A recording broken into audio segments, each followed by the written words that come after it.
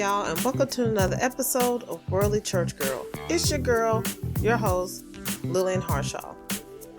On today's show, I have a special guest. This is a mother of four who is doing it all. She's getting her education, she's raising her family, and she's doing it all covered in God's grace. It gives me great privilege to introduce to you Miss Tamia Frost. Being a mother of four children, how did you find time to get your associate's degree in psychology and also continue your education in criminal justice? Oh, child, a lot of support, definitely a huge support system, and just putting my mind to it. I think I had some challenges in life that sort of forced me in that direction to sort of determine that was something that I needed to do. But definitely my support system, it is hard with four children and having to be at certain places at certain times and everybody needing to be where they need to be. And you also have to be where you need to be. And it definitely can be a lot. So just communication and that support system is everything. Now, who's your support system? Not my mom. My biological mom passed away, but I have been given a fresh start and a do-over, if you will, in my mother-in-law. She has been definitely a huge support to me. And then my husband, and I have sisters, but most like readily available, if you will, is just my husband and my mom, straight up. What made you choose those two professions? I've always just been into particularly criminal justice. That's always been something that I've been intrigued by. My uncle was a police officer growing up, and I just remember like, oh, that's cool. I want to do that. And I think we all kind of go through that phase where it's like, I want to be a police officer. I want to help people. And then as I got older, it was just like, no, I don't necessarily want to do the police officer route. And so I got more into like investigative and things like that intrigued me a lot more. And so that's still like a passion of mine now. It's still kind of shifted again. I don't even think I want to do the investigating part. I think that may be a little gruesome in a sense, but just the idea of maybe, juvenile probation or something like that along the way, because now, as life would have it, criminal justice is definitely still the core of who I am, but I just learned that I can talk. So I can talk, and I learned that I can definitely use my voice to help people. And so I'm trying to merge the two between criminal justice and counseling. And that's kind of somewhere in the middle of probation and like outreach. And that is now kind of more who the core of who I am, with just that tinge of criminal justice back there now. What advice would you give someone, a mother or just anyone in general, on how to balance to get their education and family?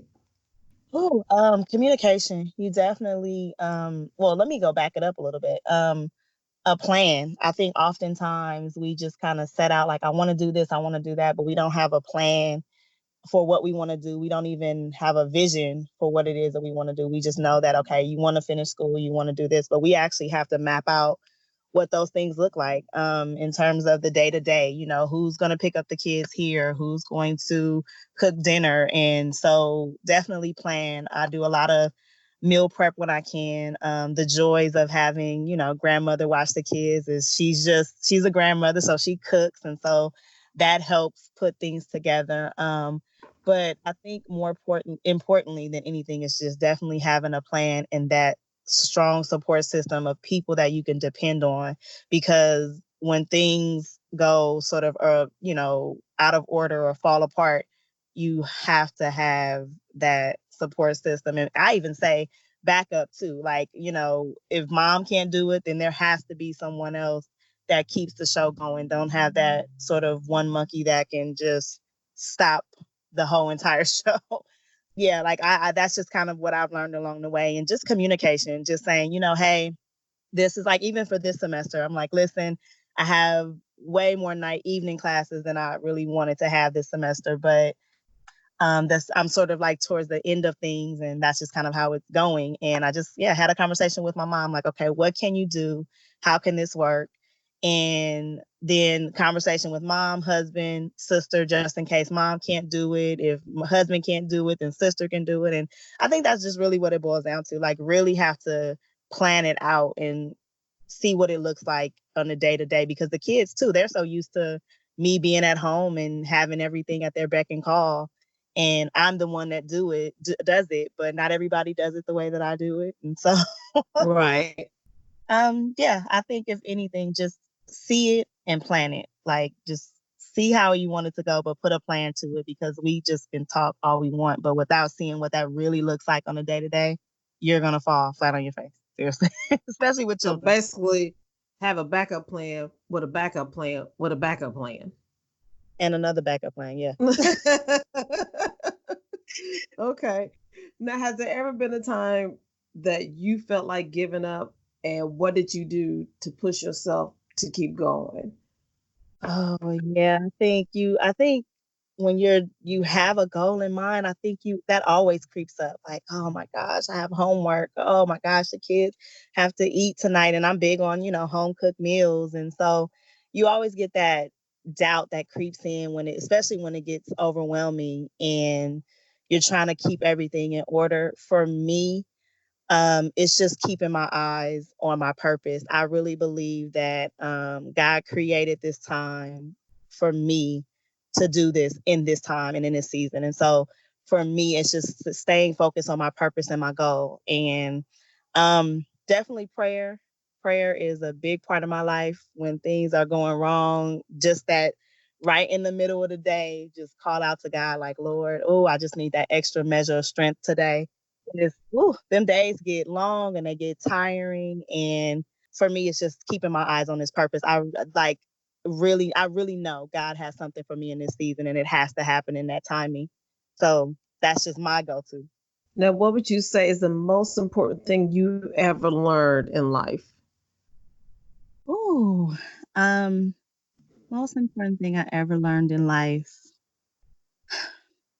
I would say, and this is kind of just more recently, um, putting myself first. I know that nothing happens if I'm not okay, if you will. You know what I mean? Like, I can't be a great Mm-hmm. mother if I'm not in order. I can't be a great wife, friend, sister, daughter if I'm not in order. And really, really sticking to that, because oftentimes, yeah, like I said, things get overwhelmed. You really can get lost in the shuffle. And when you're lost, it just things just don't go right. So for me, it's just definitely self-care. And I wouldn't say I didn't see that growing up, but I always saw mom was always doing, mom was always here, always doing this. And I didn't necessarily see the self-care that I'm taking the time to do myself.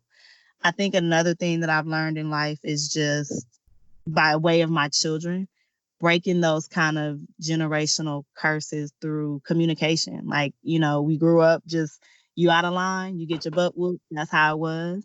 But I'm learning that that's not necessarily the case these days. Like, you don't have to take it to those lengths to be able to communicate with your children and have effective parenting and effective relationships without all of this dysfunction, I guess. Like, I guess maybe that's the synopsis of it. Like, life does not have to be dysfunctional if you don't let it.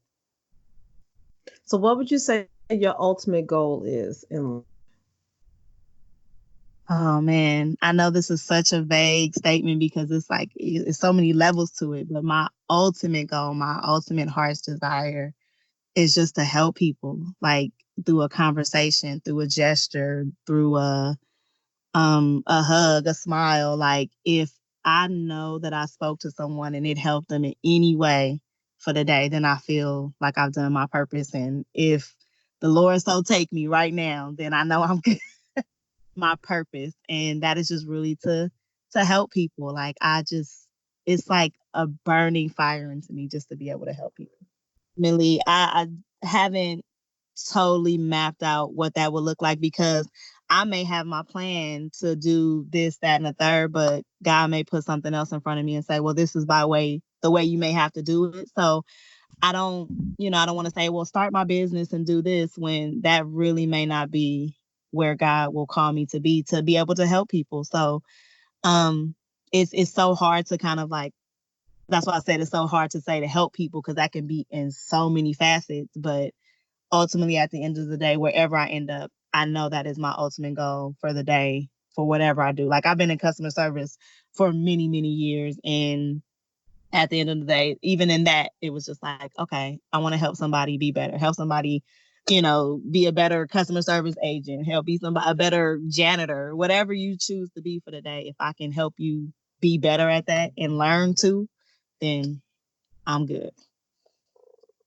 And you know what? I just thought about, because I've been in customer service in some shape or form majority of my life too. And I never really thought about it in that aspect. If you're in customer service, your job is to help people all the time. I mean, that's what you're getting paid to do. So why wouldn't you want to do that for God? Yeah. Never thought of it like that. Yeah. Wow. Yeah, that's just how I've always saw things. Like, people, at the end of the day, I'm a respecter of persons, not titles, not any of those things, because we're people at the end of the day. And it's like, I want to be treated.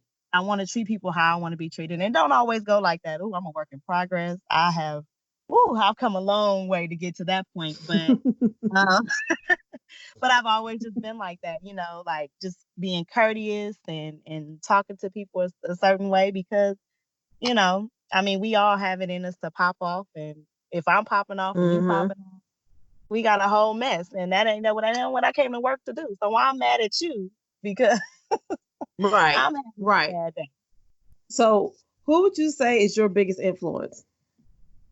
Ooh, um, my biggest influence, really and truly, is my husband. Like, he is really, from the moment I've met him, he really had a lot going on for himself. And I never, I even when we were dating, it was just like something spoke to me, like, I'm gonna learn a lot from this person. And he's just been my biggest influence, like, just to strive, because he's just so, I've never seen him set out to do something and not accomplish it. What he says that he's going to do, he's done. And I'm so, like, I just admire him so much and what he does, and what he does for our family. That makes me say, you know what? I want to be better because of him. How'd y'all meet? Oh Lord. It was just a chance meeting. I was going out with some friends and I wasn't going to go. And something was just like, okay, just go, whatever. I'm not doing nothing. And my friend was meeting his friend, and so it's just kind of like, hey, who are you? What's going on? And we've been inseparable ever since that McDonald's parking lot. And that's usually how it works. When you're looking, you don't, that person ain't for you. But when you're not looking, that's when God sends that person for you. Yeah. He who finds a wife, I believe that. He who finds a wife, Mm-hmm. Mm-hmm. you know, he found me, and I would have never would have. 16 years later, here we are. Yeah. That's all right. Now you don't even look old enough to be married for 16 years. Thank you. I will take that. I will take You that are compliment. so welcome. Or to even have 4 children. I'm gonna throw that out there too. I was like, this child is a child. What she got 4 children and married for? That I ain't will right. compliment, child. Woo! Yes, I'll take it. You My are oldest so baby welcome. just made 16 too. Just made 16. Yep. Yeah. So I'm feeling like I'm older, but if I don't look it, I'm okay with that. Ain't that it?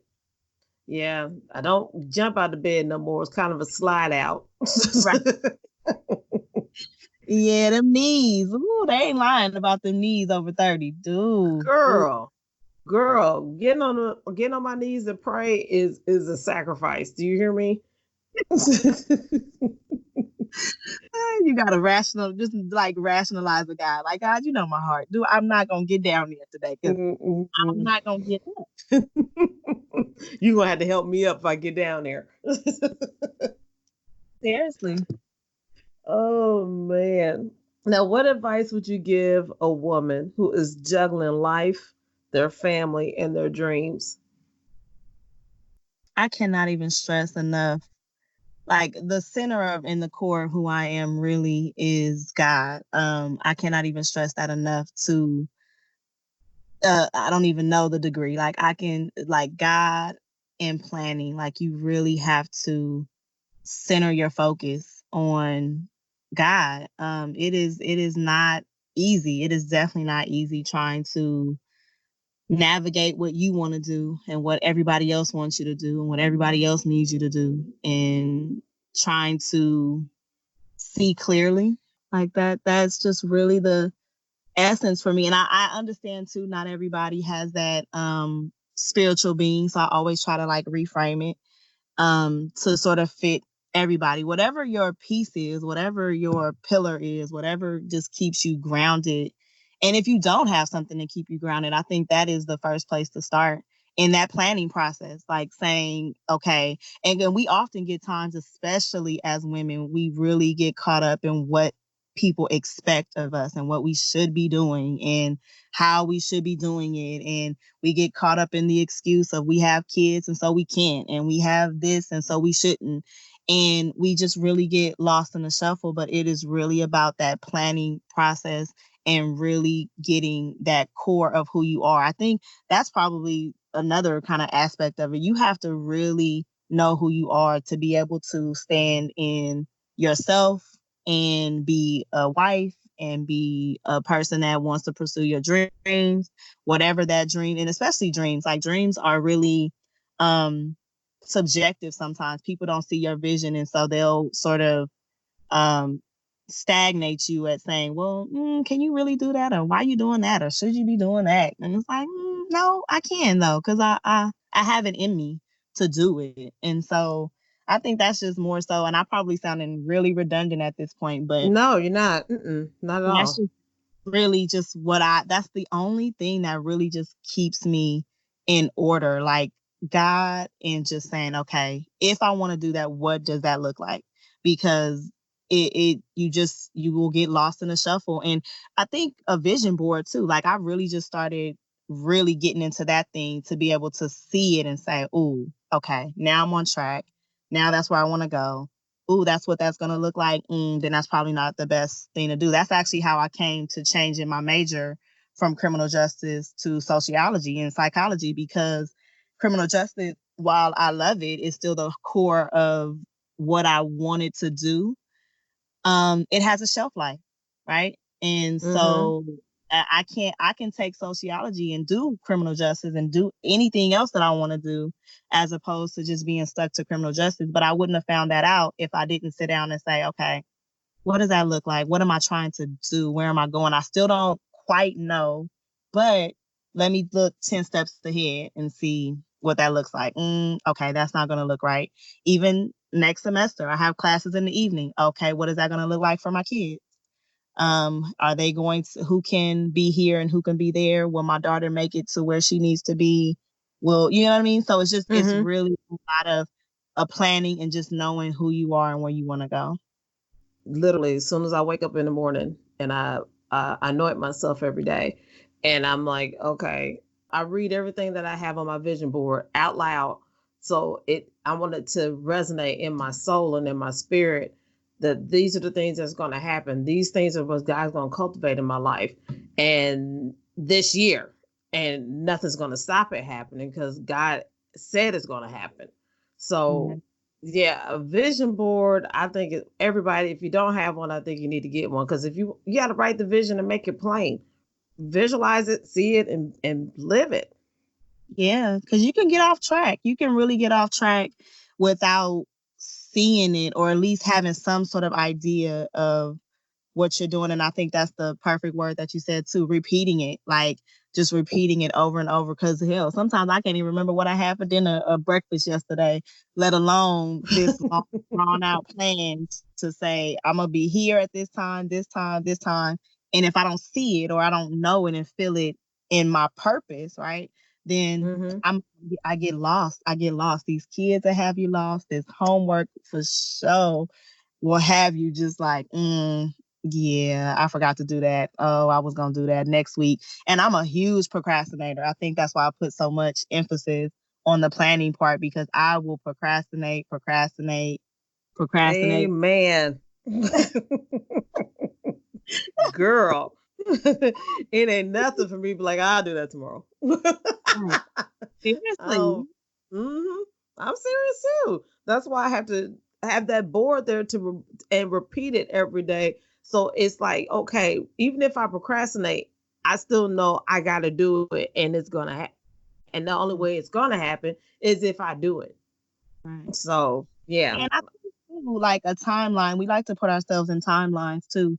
We don't, I mean, who says? I mean, we don't have to, if we get off track, because sometimes that's just how it happens, and we procrastinate and we get lost in the shuffle, and it's okay to not meet that timeline. Like, if it hmm doesn't meet the timeline, it's okay. Doesn't mean you're a failure, doesn't mean you still can't do it. It's just taking you a little longer, and you'll be there.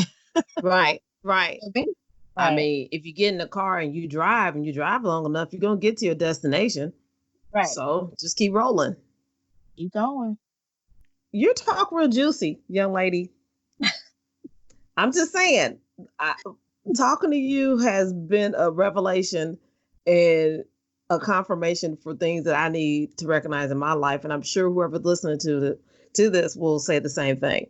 Now, I have the pleasure of having your information to where I can ratch out and talk to you. So, if someone wanted to reach out and talk to you and get advice from you, how could they do that?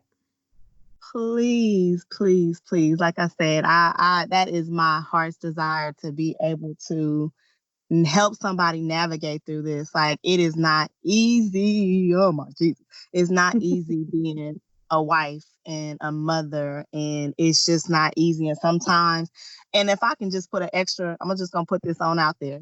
I'm just gonna put it out there now. Go ahead, put Um, it out.